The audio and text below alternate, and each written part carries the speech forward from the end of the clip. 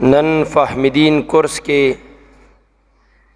شپاړسم نمبر درس دی په مسئله د رمضان المبارک میاش کې د 23 رمضان المبارک په شپه باندې سورۃ العنکبوت او سورۃ الروم زمونږ د اهل سنتو معمول دی سو خبرې پدې موضوع باندې عرض کوم. رب ذوالجلال دې مونږ او تاسو لا قرآن حدیث باندې د پوی او بیا د عمل قول توفیق را نصیب کی او رب ذوالجلال دې زمونږ او تاسو نن دلته د حاضری د رب ذوالجلال په کور کې په ماہ رمضان کې د روزې په حالت کې دا ناستا قبول و منظور کی. 23 رمضان المبارک پشپا باندې سورۃ العنکبوت او سورۃ الروم ویل دا یو درست او جائز مستحب او باعث د اجر او ثواب دی. ځکه چې قرآن ویل هم ثواب دی، قرآن اوریدل هم ثواب دی. خودی سرا پدې مسئله باندې ځان پویول پکار دی چې د 23 رمضان المبارک درشتم د رمضان المبارک پشپا باندې سورۃ العنکبوت او سورۃ الروم ویل دا څه فرض نه دی، څه واجب نه دی، څه لازم نه دی، څه ضروری نه دی. خو که چام ولسته نو د قرآن عظیم شان سبازی سا خدا کچا ملست نو رب ذوالجلال بدغ لستون کو تا او چام چی وورید رب ذوالجلال دغ اوریدون کو تا اجر او ثواب ورکی. او سوک چی پا دغ 23 رمضان المبارک پشپا باندے چی د سورۃ روم او سورۃ عنکبوت تلاوت کیگی، سو کے وائی سو کے اوری او کم انسان دک ویون کے اوریدن کی د دې تلاوت د دې نیک کار نه منې کوي نو دغه حرکت دا شیطانی حرکت ته. رب ذوالجلال دی مونږ او تاسو د نیکانو خلقو په نقش قدم باندې روان کی. 23 رمضان المبارک پشپا باندې د سورۃ روم او د سورۃ عنکبوت متعلق تفسیر خواص القرآن د امام غزالی رحمت اللہ علیہ، ارشاد الطالبین د حضرت شیخ المشایخ حضرت عبداللہ المعروف اخون درویزہ بابا علیہ الرحمت،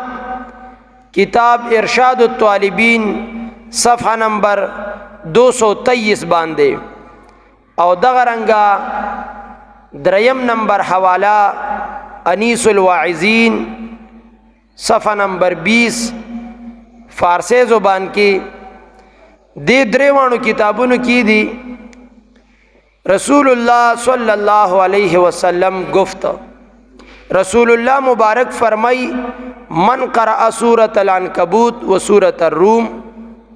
فی لیلۃ الثالث وعشرین من رمضان فہو من اہل الجنہ. د دوانو جانو سردار آقا نامدار فرمائی سوک چې د سورۃ الروم او د سورۃ العنکبوت تلاوت کئی د درشتم د رمضان المبارک پشپا باندې نو رب ذوالجلال با دغه تلاوت کون کی رب ذوالجلال بے جنت تا داخلی دا با د جنتیانو نشمار لکیگی. او دغه رنگا دویم نمبر حوالہ د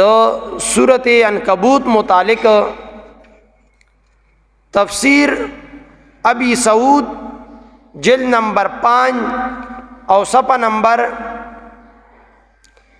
169 باندے حضور علیہ الصلوۃ والسلام مبارک فرمائی من قرأ سورۃ العنکبوت کان له من الاجر 10 حسنات بعدد كل مؤمنین والمنافقین.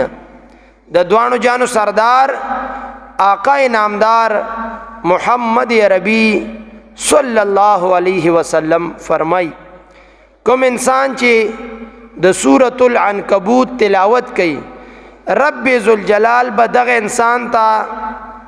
د هر انسان د تعداد مطابق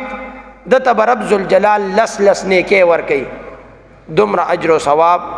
د سورۃ العنکبوت د تلاوت رنګا د سورۃ الروم د تلاوت متعلق تفسیر ابی سعود جلد نمبر 5 اور صفحہ نمبر 192 کے عن رسول اللہ صلی اللہ علیہ وسلم د دوانو جانو سردار آقا نامدار فرمائی من قرأ سورۃ الروم سوک چی د سورۃ الروم تلاوت کی کان له من الاجر 10 حسنات بعدد کل ملک. سوک چی د سورۃ روم تلاوت کی رب ذوالجلال ورتا د یو فرشتے د تعداد مطابق رب ذوالجلال د لس نیکي ورکي. نو دا دریم نمبر حوالہ چې څوک د سورۃ روم تلاوت کوي د یو فرشتے د تعداد مطابق د رب ذوالجلال لس نیکي ورکي.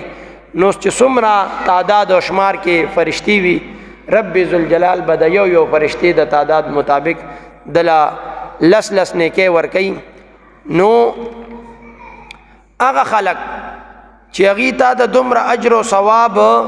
نتا منې کوي او تا ته وی تلاوتم د سورۃ روم مکوا تلاوتم د سورۃ عنکبوت مکوا نو رب ذوالجلال خو تا ته په دې باندې دومره اجر او ثواب درکې. کم خلق چې تا د دې عمل نه د دې نیک عمل نه منې کوي پوښ چې دا حرکت دا د نیکانو خلقو حرکت نه دی دا تا چې منې کوي کم خلق دا حرکت شیطانی حرکت ته. رب ذوالجلال دې مونږ دغه شیطانی حرکاتونه خپل زمان کې وساتي. بیا د معاندین و مخالفین طرفنا چې په دې سلسله باندې څومره اعتراضات واردېږي او هغوی کوي هغه معاندین اهل دیابنا. پهله نمبر اعتراض دا دی چې دا څومره روایات د 23 رمضان المبارک د شپې د سورۃ عنکبوت او سورۃ روم بارکه وی دا روایات ضعیف دي او د دین استدلال ستاسو درست نه دی. جواب دا دی چې کدا روایات ضعیف هم شي نو د دین مونږه حکم شرعي نه ثابتو بلکې فضائل اعمالو کې عند المحدثین دا درست دی. کدا روایات ضعیف هم شي نو فضائل اعمالو کې په ضعیف حدیث باندې عمل کول دا جایز دی او دا درست دی او دا ډیرو کتابونو لیکلي آن تر دې چې د دې فتاوا دارالعلوم دیوبند 5 نمبر جلد او صفحه نمبر 105 هغه کې مشتا چې په ضعیف حدیث باندې عمل په فضائل اعمالو کې دا قابل قبول دی دا درست دی. دویم اعتراض د دې معاندینو دا دی چې 23 رمضان المبارک باندې تاسو هم د دې سورتونو د تلاوت د استحباب قائل یې او چې د استحباب قائل یې نو دا خو احکام شرعیه دي نو تاسو په کلام کې خو تضاد دی وایه مونږه احکام شرعیه نه ثابتو او وایه مونږ ورته مستحب وایو نو تاسو کلام کې تضاد دی ستاسو دا عمل دا درست نه دی. نو جواب دا دی چې نفس تلاوت خو د جمله مسلمانانو په نسبت باندې اجماعاً دا مستحب دی. نو دام تلاوت د سورۃ روم او سورۃ عنکبوت دا کوم تلاوت ته د قرآنی صدا نو د ټولو مؤمنانو مسلمانانو په نسبت باندې د دې تلاوت هم شو مستحب شو. او دلته مونږه دا مخصوص دو سورتا سورۃ روم او عنکبوت مونږه فضیلت بیانو فضیلت بیانول زمونږ سدي دا مقصود دی او 23 رمضان المبارک باندې د دې عمل فضیلت مونږ بیانو. د دې صورتونو بیانول واجب او لازم او فرض نه دي، خو ما اول کې مو وی نو دا اعتراض هم بے ځایه شو. بل دا معاندین دا اعتراض هم کوي چې سورۃ الملک، سورۃ العنکبوت،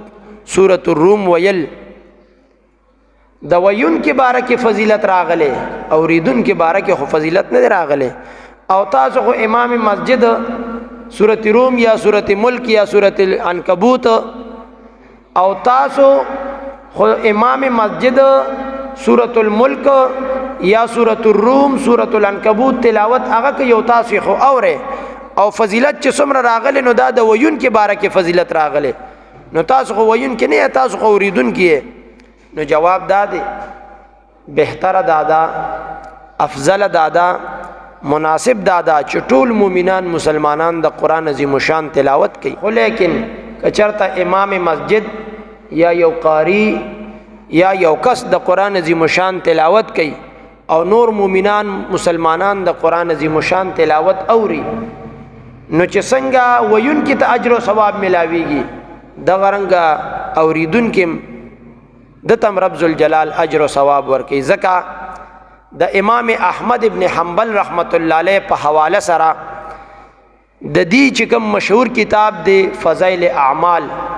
پاغه کې فضائل قرآن کې د حضرت ابو هریرہ رضی الله تعالی عنہ حدیث مبارک راوی دی. حضور علیہ الصلوۃ والسلام مبارک فرمای چې کوم انسان د الله جل جلاله کتاب اوري، رب ذوالجلال دته دوچند اجر او ثواب ورکي. او کم کس چې په خپل باندې د الله جل جلاله د کتاب تلاوت کوي، رب ذوالجلال با دغه تلاوت په ورځ د قیامت د د پاره نور وي. نو د دې روایت نه پته ولګي دا چې تلاوت کوون کې تم اجر او ثواب ملاويږي او تلاوت ویون کې تم اجر او ثواب ملاويږي. څوک چې د 23 رمضان المبارک پشپه باندې دغه مخصوص سورتونو تلاوت کوي، د په عمل نامه کې رب ذوالجلال اجر او ثواب لیکي او د اوریدونکو بارکه رب ذوالجلال اجر او ثواب لیکي. د غرنګ نور ډیر زیات روایت دي چې اوریدونکو ته اجر او ثواب ملاويږي. حضور علیہ الصلوۃ والسلام بذات خود په خپل باندې د بعض صحابونا د قرآن عظیم الشان تلاوت دا اوریدل دي. او رب ذوالجلال سورۃ اعراف کې خپل فرمای چې کله قرآن عظیم الشان لوستل کیږي نو تاسو چپ شئ قرآن عظیم الشان اوره. نو لہذا د دین دا معلومه شوا چې قرآن اوریدلم ثواب دی، قرآن ویلم ثواب دی. او کوم خلق چې د 23 رمضان المبارک د شپې د سورۃ عنکبوت د سورۃ الروم د تلاوتنا مومنان مسلمانان منکی، نو دا د نیکانو خلقو پہچان علامت او حرکت نه دی، بلکې دا حرکات چې دي دا حرکات شیطانی دي. رب ذوالجلال دی مونږ او تاسو تعلق مینا او محبت د قرآن سره پیدا کی، او رب ذوالجلال دی مونږ او تاسو ټول د دغه فتنګرو او د دغه شیطانی حرکاتونه رب ذوالجلال دی مونږ او تاسو محفوظ او په امان کې اوساتی.